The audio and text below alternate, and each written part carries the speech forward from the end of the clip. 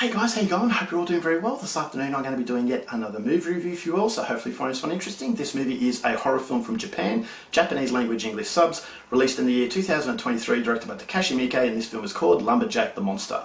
So Lumberjack the Monster is about a very odd and unique lawyer who is targeted by a serial killer known as the Lumberjack. He's gripped the city by fear, he's killed people very brutally, and now he has the lawyer in his sights. But the lawyer survives this attack. Instead of being content with the fact that he survived and he wants to live his life happily ever after, he wants to track down this serial killer to find out what's going on. But he realizes that the reason he was attacked are the reasons why he is such a unique person. So complications are about to arise, very awkward truths are about to come out to the open, and what happens at that point on is something you're going to have to find out for yourself, because that's as far as I'm going with my synopsis.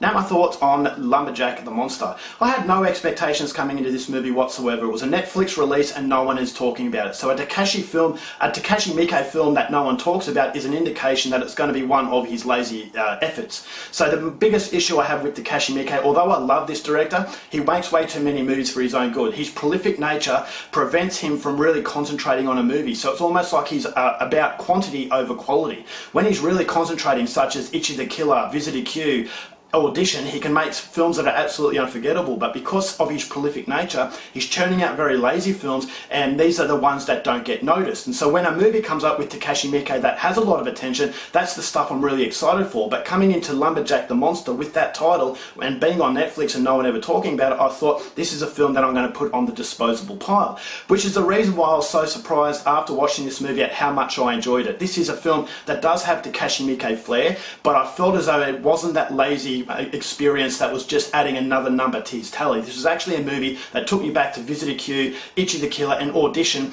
that it genuinely felt like he was genuinely trying to make a movie for his audience and take you back to yesteryear when he was actually making really good films.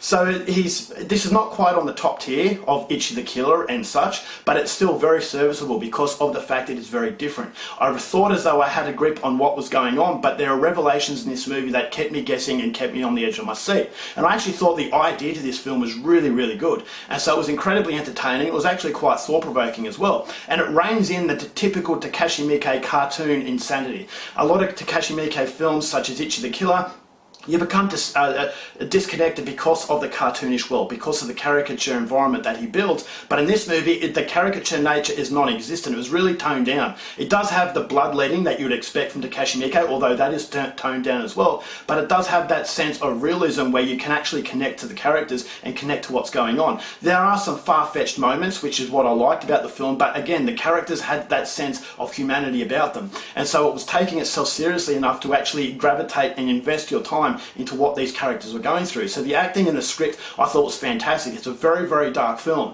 so you have to be careful going into it. But Takashi Miike, if you are a fan of this director, you know exactly what you're getting yourself in for. But this is a film that I thought had a little bit of love behind it. And that's an example of the fact that he still has what it takes to make a really good film. If he can just lay off making so many and just concentrate on movies and make quality over quantity, I definitely feel as though he can really get back up there as far as the best directors in foreign cinema. So the acting, the characters are larger than life. Although they're not caricature cartoons, they still have that sense of insanity about them that you would expect from this director. I thought the script, as I said, worked very well with the characters, and I love the fact that each character plays off each other and they're just as important as each other, because the further it goes along, you get a little bit more insight into each character, and the complications to this whole story just have a whirlwind of chaos. And that chaos, I thought, was reined in a way that is not typical of this director and shows that he really concentrated on this movie and he made a very, very serviceable horror/thriller. There are some pretty good horror set pieces. It's not, as I said, not as much blood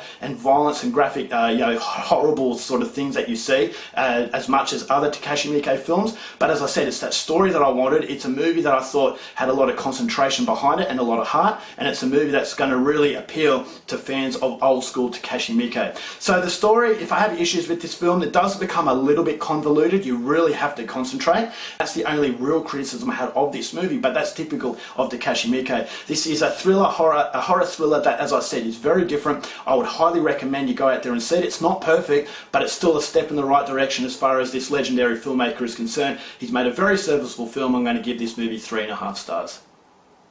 Alright guys, that's it for my review. Hope you enjoyed it. Till next time, keep watching movies, and I'll see you later. Bye.